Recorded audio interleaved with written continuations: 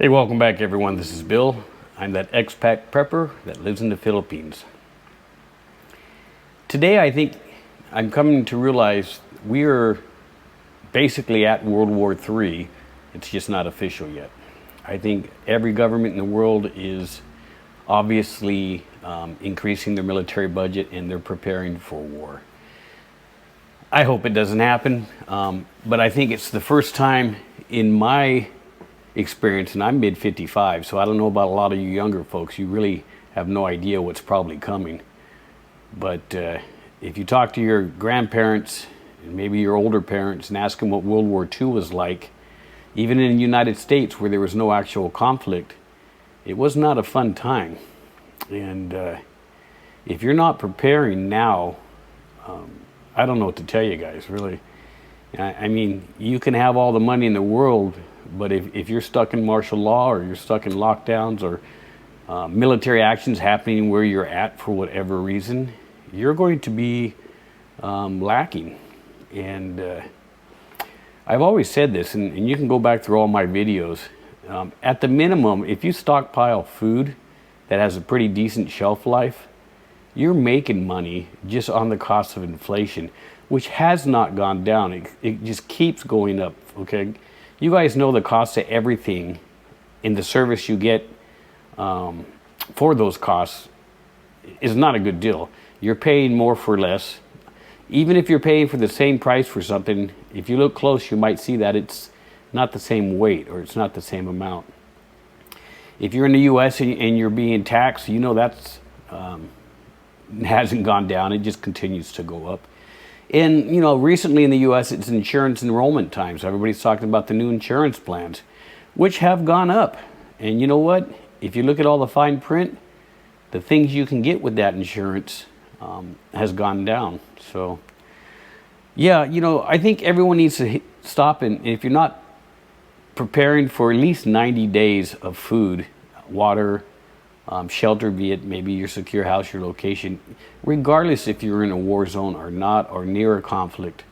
Imagine everyone in Israel a week and a half ago, they're not thinking of war. Now they've always, since the late 40s, have to deal with rockets and, you know, some attacks.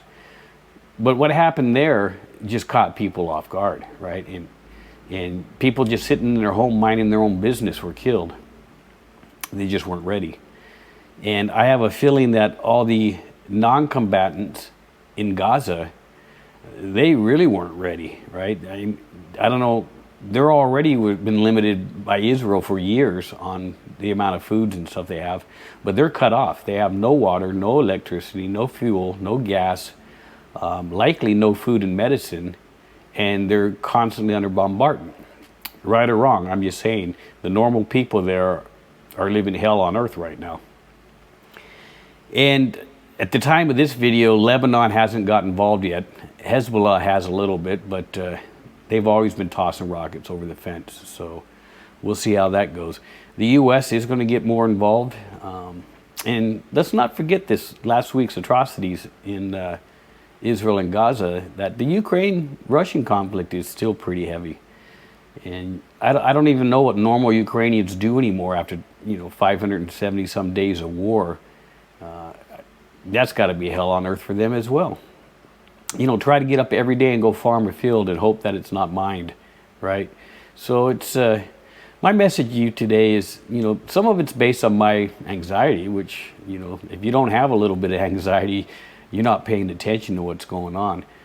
But I'm worried for a lot of people. I'm worried that they're not ready, and I'm worried that their life may suffer because they're not ready.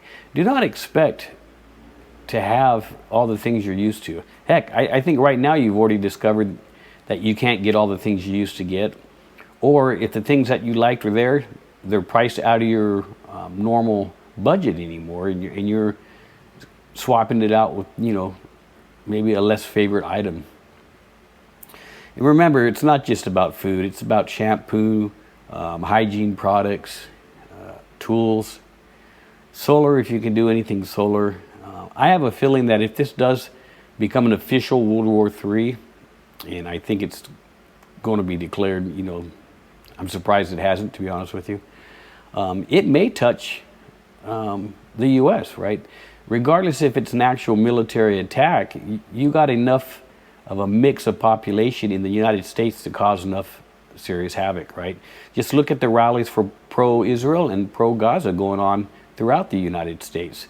That ought to tell you how divided the populace is and how diverse it is when it comes to these kind of issues. It's disheartening, to be honest with you.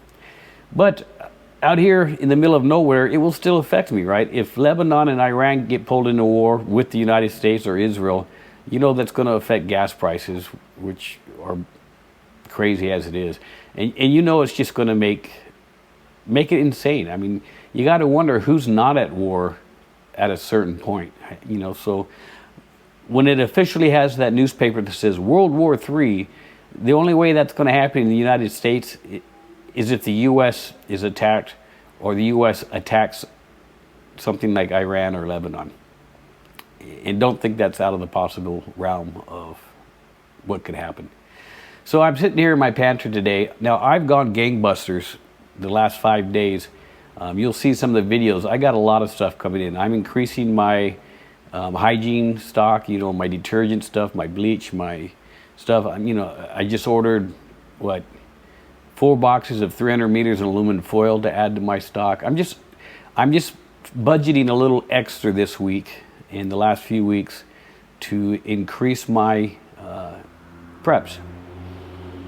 And I advise everyone to instead of go out Friday night or Saturday night, instead of going to the club and spending a couple $100 on booze, spend that $200 on some rice or some other staples that you can, you know, put in your closet at home, because you may need that.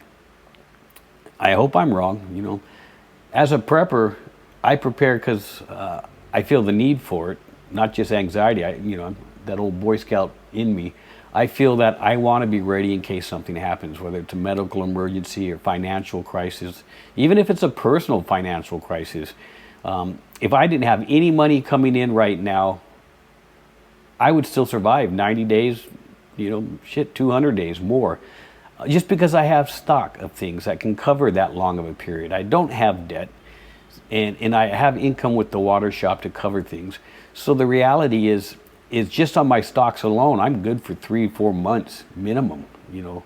Even if I'm helping and taking care of other members of my family and some of our close friends.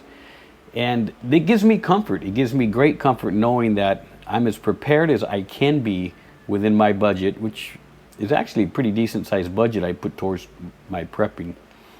And I'm just asking and reminding you guys to do the same. It doesn't take a lot. You know, like I said, that, you know, that weekend on the river, you know, that you spend on beer, gas, and barbecue. Yeah, it's a good time. You enjoy it out there. But that $200 right there could put a lot of food in your closet. And you'd be surprised that during rationing of times, how long that will last you. We all know cosmetics are expensive. Shampoo, deodorant, conditioner, shaving cream, razor blades if you're a guy and you use blades. All this stuff is expensive. And if you have a stockpile of this stuff, it doesn't go bad. So keep in mind, you can rotate through your stock, and we certainly do. I just had to replace some of my food here. If you watched one of my weekly videos, I bought another case of Spam because we eat it. We go through this stuff, and it's you know, the normal part of rotating in a pantry. I guess my main real message today that I'm just going to keep pushing. You guys need to prep. If you're not prepping, you're probably not even watching my videos or any of the other videos. If you want a good source for your daily news and kind of a recap, check out Nate over at Canadian Prepper. He does a pretty good job on the daily. And there's other folks out there that do really well getting all the news. Now, you can get all the news, and then you have to connect your own dots. You know, don't let someone else tell you what they mean. Just get the facts. Let the facts percolate in your mind, and then you can draw your own conclusions, is what I always recommend. So guys, it's a quick video today. It's just kind of, I woke up this morning thinking I need to get more stuff. You know, it's that prepper anxiety I have. And if you guys suffer from this, drop down in the comments and let me know how you handle anxiety, especially in light of all the global news. And let's not forget the flooding, the drought. That earthquake in Afghanistan 2 days ago, was another huge earthquake. And you know what? It didn't even make the news because there's just too much other crap going on right now. So I know it can be overwhelming, and I'm just curious if you guys suffer from the same anxiety, and what do you guys do to handle that? Now, it stopped raining here finally, so I'm going to try to get out and do some relaxing activities and try to keep my mind off of some of this stuff for a bit. But at the same time, any budget I want to spend outside the house for recreation or fun, I'm actually turning inwards myself, you know, taking my own advice, and I'm just making sure I get my stuff stocked up. Guys, I hope today finds you in a peaceful place, and I hope you're doing well. And I truly hope that things get better, but I sense that it's just going to continue to get worse. I can't remember the last time I woke up and said, oh, things are better. I wake up and I read all my news feeds, and all I can see is, oh, it's not better.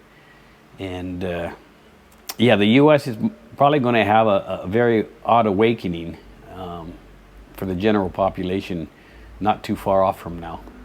All right, guys. I hope everyone stays safe. Hit that like button. And until next time, take care. Thank you.